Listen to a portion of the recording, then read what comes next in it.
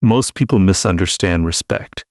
They think it comes from being louder, more aggressive, more agreeable, or constantly proving that they deserve recognition. So they explain themselves when nobody asked. They defend every decision. They chase approval from people who have already decided how they see them. And without realizing it, they make one psychological mistake that destroys their value. They show others that they desperately need to be valued. There is a darker truth about human behavior. People do not always judge your worth by what you say you deserve.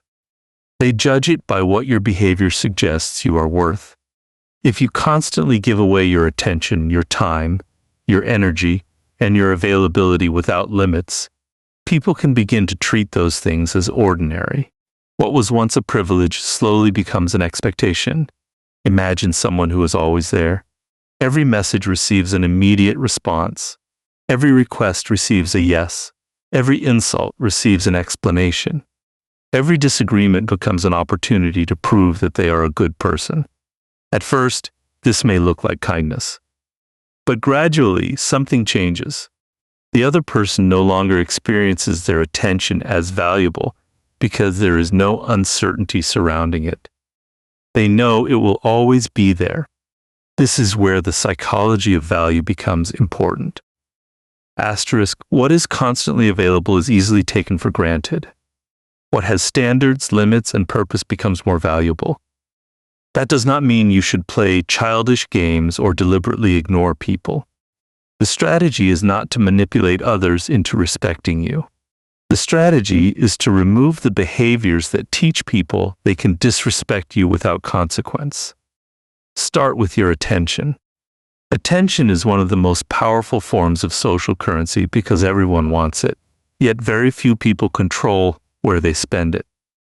If you give your attention to every distraction, every argument, every criticism, and every person demanding validation, you communicate that almost anything can gain access to your mind. But when you become selective, something changes.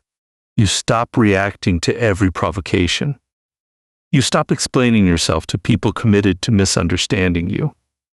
You stop competing for attention in rooms where you have nothing to prove. And suddenly, your silence begins to carry meaning. The same principle applies to your time. If your entire life revolves around responding to everyone else's demands, you are allowing other people to decide what deserves your energy. But when you have a mission, a skill to master, a discipline to maintain, or a future to build, your time becomes something you protect. This is where respect begins, not with demanding it, but with demonstrating that your life has value even when nobody is watching. There is another psychological shift that most people never make. Stop asking, how can I make them respect me? And start asking, what am I doing that makes their opinion so important to me? That question exposes the weakness underneath the behavior. If someone can insult you and instantly control your emotions, they have influence over you. If someone can withdraw approval and make you question your worth, they possess power over you. If someone can provoke you into endlessly defending yourself, they have already pulled you onto their battlefield. The strongest response is often not a stronger argument. It is emotional independence. Build competence. Keep your promises. Develop standards. Protect your attention. Become comfortable with being misunderstood. Let your actions accumulate until your value no longer depends on your ability to announce it. Because the person who constantly demands respect reveals insecurity, while the person who quietly builds value creates something far more powerful. A presence that others learn they cannot casually dismiss. And once your value is no longer something you ask others to recognize, respect begins to follow on its own. There is a psychological rule most people discover too late. The more available you make yourself, the easier it becomes for others to take your presence for granted. You may believe constant availability proves that you care, that you are loyal, or that you are valuable. But human perception does not always work that way. When something is endlessly available, the mind begins to treat it as ordinary, And when something becomes ordinary, people stop noticing its value. This is where the darker side of value begins. Imagine someone who knows you will always answer, always show up, always explain, and always make time for them. They do not need to wonder whether they have access to you. There is no uncertainty, no boundary, no cost to receiving your attention. Eventually, what once felt special becomes routine. Your presence becomes part of the background of their life. Now imagine the opposite. You are not absent because you are playing a game. You are absent because your attention has a purpose. You have your own goals, responsibilities, skills, interests, and standards. You do not rush to respond simply because someone demands your attention. You do not abandon your priorities every time another person calls. You are present when it matters, but you are not permanently available. That difference changes perception. Strategic absence is not about making people anxious or manipulating them into chasing you. It is about refusing to make your attention cheap. The moment you understand this, you begin to see why scarcity has psychological power. People notice what they might lose more intensely than what they assume they will always have. This is why someone who constantly seeks attention can become less influential, while someone who speaks less can become more interesting. The first person is broadcasting a need to be noticed. The second creates space for others to wonder, and curiosity is powerful. When you reveal everything about yourself immediately, there is little left for others to discover. When you explain every decision, every emotion, and every intention, you remove mystery from your presence. You give people a complete map of your thinking, and then you wonder why they no longer pay attention. You do not need to become secretive. You simply need to stop believing that everything about you must be explained. Let people observe your actions. If you are building something, build it quietly. If you are developing a skill, let the results speak. If someone misunderstands your intentions, resist the impulse to write an entire defense of yourself. Not every accusation deserves a response. Not every opinion deserves your energy. Not every person deserves unlimited access to your attention. This is where strategic absence connects directly to the title. Asterisk, the psychology of value. If you want others to respect your value, you must first demonstrate that your presence has boundaries. Otherwise, your attention becomes a resource that anyone can consume whenever they want. Think about a person who repeatedly cancels their own plans to accommodate everyone else. Eventually, people stop seeing their time as something important. But when that same person begins protecting their priorities, saying no when necessary, and choosing carefully where their attention goes, the perception changes. Suddenly, their yes means something. Their presence means something. Their time means something. The lesson is not to disappear from people's lives. It is to make your presence intentional rather than automatic. There is also a deeper psychological benefit. Strategic absence forces you to stop depending on external validation.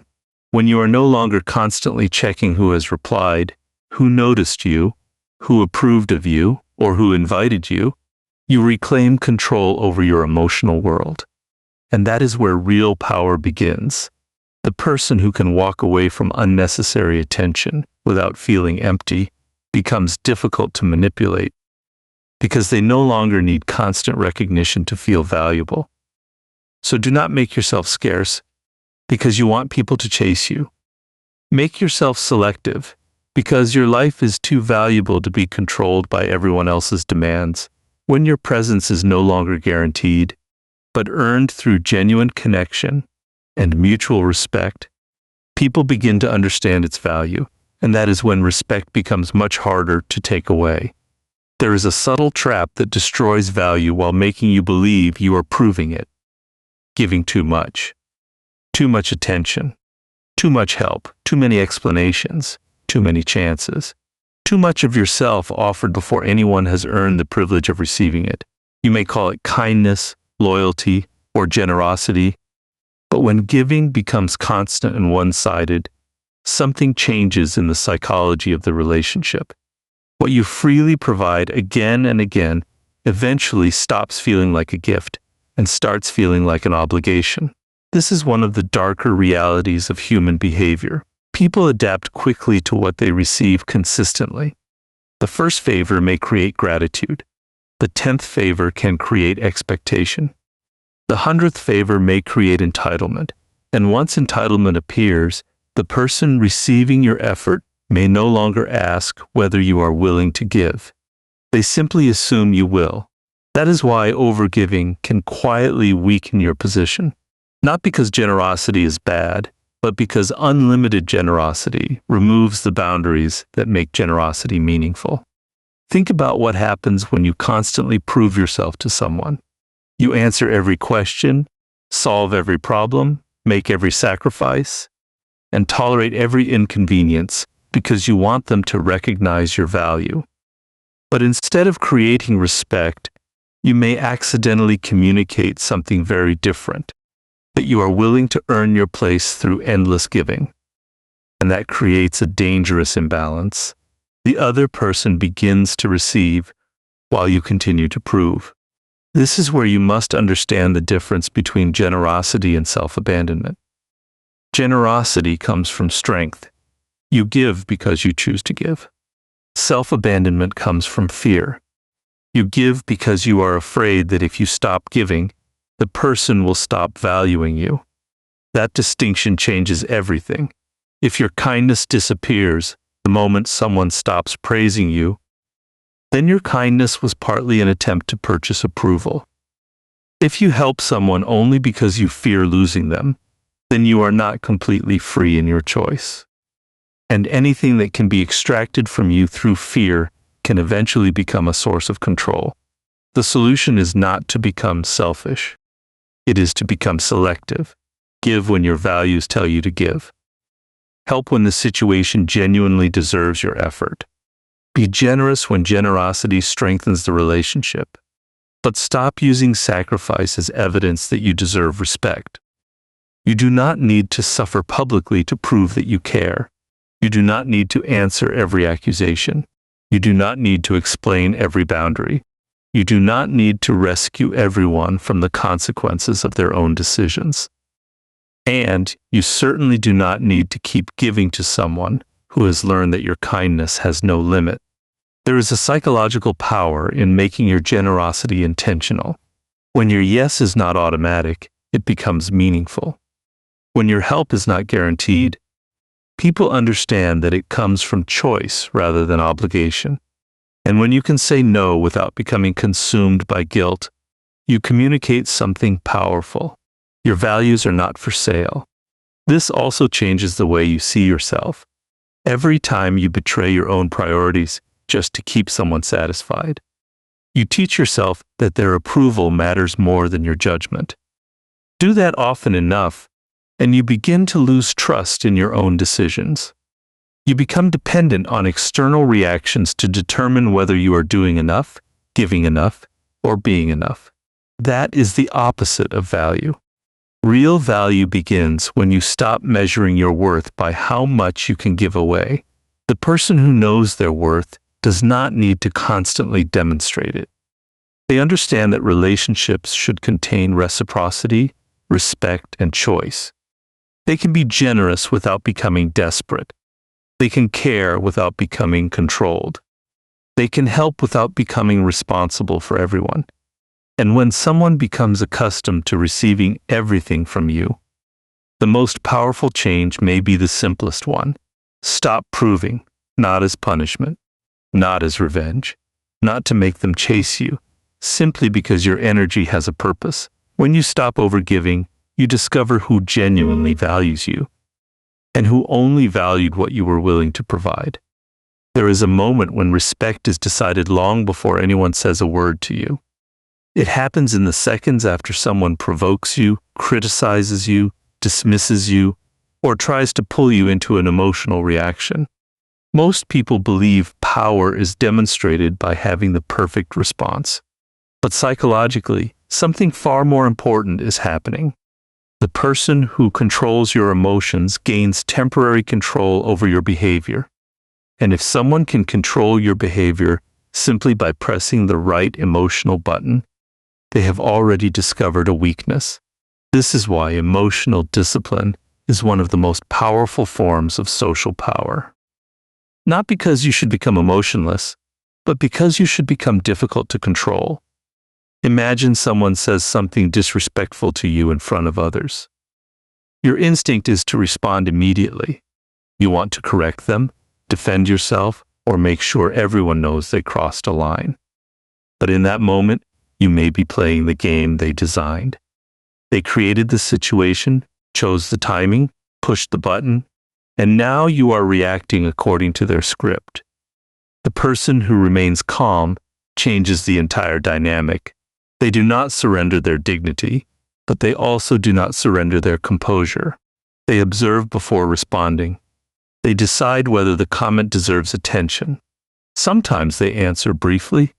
Sometimes they set a boundary. Sometimes they walk away. The important part is that the decision belongs to them. This connects directly to the psychology of value because people watch how you behave under pressure. Anyone can appear confident when everything is going their way. Real perception changes when the situation becomes uncomfortable. If criticism instantly makes you defensive, people learn that criticism can control you. If rejection makes you desperate for approval, people learn that withholding attention can control you. If disrespect immediately produces anger, people learn exactly how to provoke you. But when your emotional state is not easily moved, something different happens. People become more careful. Your silence can become more powerful than an argument because it denies the other person the reaction they were expecting. Your calmness creates uncertainty.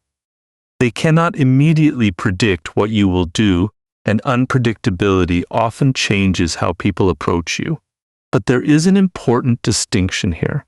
Emotional control does not mean accepting disrespect. That would be weakness disguised as calmness. True control means you can recognize disrespect without allowing it to dictate your behavior. You can say, "I don't accept that," without turning the situation into a performance. You can leave without delivering a dramatic speech. You can enforce a boundary without needing the other person to agree with your decision. This is where self-command becomes more powerful than confrontation. The person who must prove they are angry is often revealing that someone else has successfully changed their emotional state. The person who can remain composed while making a firm decision demonstrates something deeper. Their behavior belongs to them, and this is why you should become careful about what deserves a reaction. Not every insult deserves an answer. Not every criticism deserves a defense. Not every rumor deserves correction. Not every person deserves access to your emotional energy. When you react to everything, you make yourself predictable. People learn which words will trigger you, which subjects will make you defensive, and which situations will pull you away from your purpose. But when you become selective, the pattern changes. Your reactions become rare enough to matter. Your words become more deliberate. Your boundaries become more believable, and your presence becomes harder to manipulate. The goal is not to intimidate everyone around you. The goal is to become internally governed. Your mood should not belong to the person standing in front of you. Your confidence should not depend on applause. Your self-respect should not disappear because someone refuses to recognize it. The deepest form of social power begins when other people can no longer easily dictate your emotional state, master your reactions, and you stop handing other people the controls to your behavior. Respect is not created by announcing your standards. It is created when your behavior quietly proves that those standards are real. Anyone can say, "You need to respect me." Anyone can threaten to leave, demand better treatment, or explain why they deserve more consideration. But words alone rarely change how people perceive you. What changes perception is consistency. The moment others realize There are certain things you simply will not tolerate, regardless of who is standing in front of you. This is where most people make another mistake. They think boundaries need to be announced dramatically. They imagine that power means confronting every person who crosses a line and making sure everyone knows they have been offended. But real standards often work differently. The strongest boundary is not the one you describe the most. It is the one you enforce consistently. If someone repeatedly disrespects you and you continue giving them the same access to your time, attention, and energy, your words lose their authority. You may tell them that you will not accept their behavior, but your actions are communicating something else. People pay attention to what happens after the warning, not simply to the warning itself. This is why standards must become behavioral. Suppose someone repeatedly interrupts you, dismisses your opinions, or speaks to you in a way you have already made clear you will not accept. You do not need a dramatic confrontation every time. You can simply reduce your engagement. You can end the conversation. You can create distance. You can decide that certain behavior no longer receives the same level of access to you. The message becomes clear without a performance, and that is where the psychology of value becomes powerful. Your standards tell people what access to you requires. If everything is tolerated, nothing is truly a boundary. If every apology immediately restores the same privileges without any change in behavior, people learn that consequences are temporary. But when your actions remain consistent, people begin to understand that your words have weight. You are no longer asking them to respect your standards. You are demonstrating that your standards exist. There is another important principle. Never set a boundary you are unwilling to maintain. Empty threats weaken your position because they teach people that your words can be ignored. If you say you will walk away, be prepared to walk away. If you say you will no longer participate in a certain conversation, end it. If someone repeatedly violates your trust, change the level of access you give them. This is not punishment. It is selection. You are deciding what kind of behavior earns continued proximity to you. And this distinction matters because the goal is not to control other people. You cannot force someone to become respectful. What you can control is whether their behavior continues to receive your attention, trust, and access. That is a much stronger position. The person who constantly argues for respect is still negotiating. The person who calmly changes their behavior has already made a decision. This is also why you should stop explaining every boundary in excessive detail. The more you defend a reasonable standard, the more opportunities you create for someone to debate it. You say no, they ask why. You explain. They challenge the explanation. You explain further. Soon the boundary has become a negotiation. Some decisions do not require a courtroom defense. A simple, "that doesn't work for me," can be enough. Your standards become powerful when they are understood through repeated behavior rather than repeated speeches. Over time, people learn what they can expect from you. They learn that your kindness does not mean unlimited access. They learn that your patience has limits. They learn that your silence does not mean weakness, and that your calmness does not mean you will tolerate everything. And when people finally realize that your standards do not change according to their status, charm, anger, or approval, your presence carries a different kind of authority. You stop demanding respect and start creating the conditions in which disrespect no longer has easy access to you. The final form of value is not simply being respected in a room. It is becoming difficult to replace, because there is a major difference between someone people tolerate, someone people like, and someone whose absence creates a noticeable gap. If you want others to respect you, the deepest strategy is not to demand better treatment. It is to build so much genuine value into your character, abilities, judgment, and presence that removing you from the picture actually changes something. This is where the entire psychology of value comes together. You have already learned that chasing respect weakens your position. You have learned that constant availability can make your presence ordinary. You have learned that overgiving can teach people to expect everything from you. You have learned that emotional control prevents others from easily manipulating your behavior. And you have learned that standards give your words weight. But all of those principles lead to one final question. Asterisk, what are you actually becoming while you protect your value? Because scarcity alone is not enough. If you simply disappear, become difficult to reach, and give less without developing anything meaningful, you have not created value. You have only created distance, and distance without substance eventually becomes irrelevance. Real power comes from combining boundaries with capability. Become the person who can solve problems others cannot. Develop knowledge that takes years to acquire.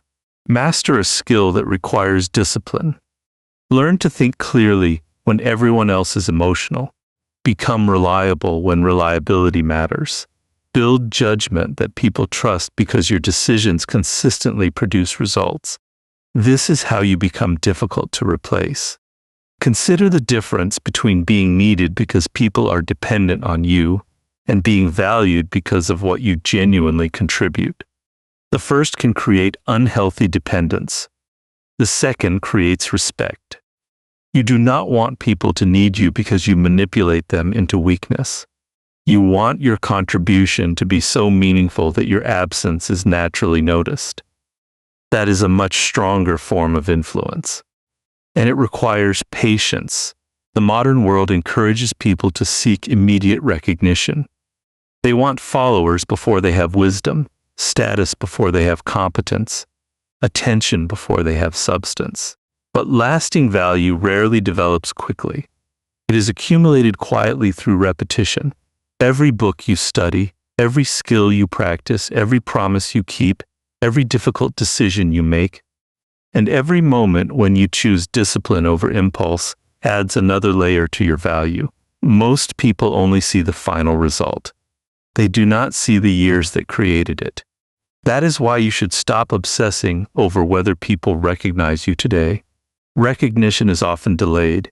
Your responsibility is to become undeniable through your actions, not to demand immediate acknowledgement.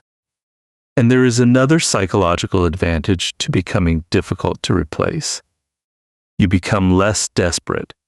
When you know you have built something meaningful within yourself, you no longer have to cling to every relationship, every opportunity, or every person's approval. You can appreciate people without becoming dependent on them. You can lose an opportunity without believing your entire future has disappeared. You can walk away from disrespect because you know your value does not end when one person refuses to recognize it. That is the final transformation. You begin with the desire to be respected by others. Then you learn to control your attention. You protect your time. You stop overgiving. You master your reactions. You establish standards, and eventually, you realize that the strongest form of respect comes from becoming someone you yourself can rely on. At that point, you are no longer trying to force respect. Your competence creates it. Your discipline reinforces it. Your standards protect it. And your character makes it difficult to dismiss. The goal was never to make everyone respect you. It was to become the kind of person whose value no longer depends on anyone's permission to exist.